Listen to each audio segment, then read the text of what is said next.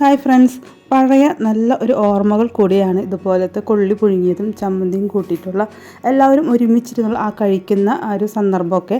അപ്പോൾ നമുക്ക് വീഡിയോയിലോട്ട് പോകാൻ വളരെ ഈസി ആയിട്ട് ചെയ്തെടുക്കാൻ പറ്റിയൊരു റെസിപ്പിയാണ്. This is Dhanya Soni and welcome to our Dhanya's world. അപ്പോൾ ഞാനൊരു കപ്പ അഥവാ കൊള്ളി ചെറിയൊരു പീസ് എടുത്തിട്ടുണ്ട്. നല്ലപോലെ ക്ലീൻ ചെയ്ത് കഴുകിയെടുത്ത് ഒരു കുക്കറിലോട്ട് ഇട്ട് കൊടുത്തിട്ടുണ്ട്.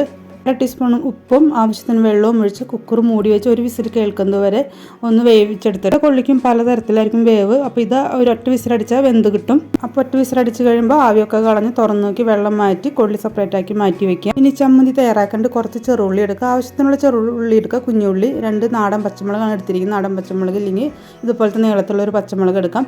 ഇപ്പോൾ കുഞ്ഞു ഉള്ളിയും ചെറുള്ളിയും അതുപോലെ ഉപ്പ് 2 പച്ചമുളക് ഇട്ട് കൊടുത്തിട്ടുണ്ട്. നല്ലപോലെ മിക്സിയിൽ കറക്കി ഒന്ന് ചതച്ചെടുത്താലും മതി.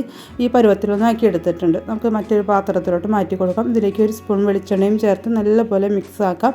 അപ്പോൾ പച്ചമുളകിൻ്റെ എരിവൊക്കെ പ്രത്യേകം ശ്രദ്ധിക്കുക. ഇത്തിരി എരിവൊക്കെ വേണം, എന്നാലും അതൊന്ന് പ്രത്യേകം ശ്രദ്ധിക്കുക. അപ്പോൾ ഇത്ര ആയി കഴിഞ്ഞാൽ വളരെ ഈസിയാണ്. അപ്പോൾ നമുക്ക് ഇത് കഴിക്കാൻ വേണ്ടി ഒരു പാത്രത്തിലോട്ട് മാറ്റി കൊടുക്കാം. അപ്പോൾ ഞാൻ ചമ്മന്തി ഇങ്ങനെ പകർത്തി വെച്ചിട്ടുണ്ട്. വേവിച്ചെടുത്ത് നമ്മുടെ കൊള്ളിയിലെ വെള്ളമൊക്കെ കളഞ്ഞ് ചൂടൊക്കെ ആറിയതിന് ശേഷം ഒരു പാത്രത്തിലോട്ട് മാറ്റിയും കൊടുത്തിട്ടുണ്ട്. അപ്പോൾ ഇത്രയേ ഉള്ളത്. കോമ്പോ വളരെ ഈസിയാണ്.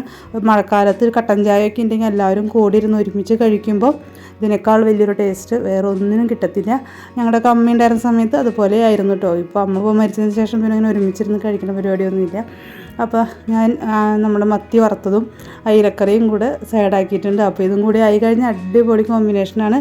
അപ്പോൾ എല്ലാവർക്കും ഇഷ്ടപ്പെട്ടെന്ന് വിചാരിക്കുന്നു. ഇഷ്ടപ്പെട്ടെങ്കിൽ ലൈക്ക് ചെയ്യുക, കമൻറ്റ് ചെയ്യുക, ഷെയർ ചെയ്യുക, സബ്സ്ക്രൈബ് ചെയ്യേണ്ടത് കാണുന്ന കൂട്ടുകാർക്ക് സബ്സ്ക്രൈബ് ചെയ്യുക. Okay, bye, thank U.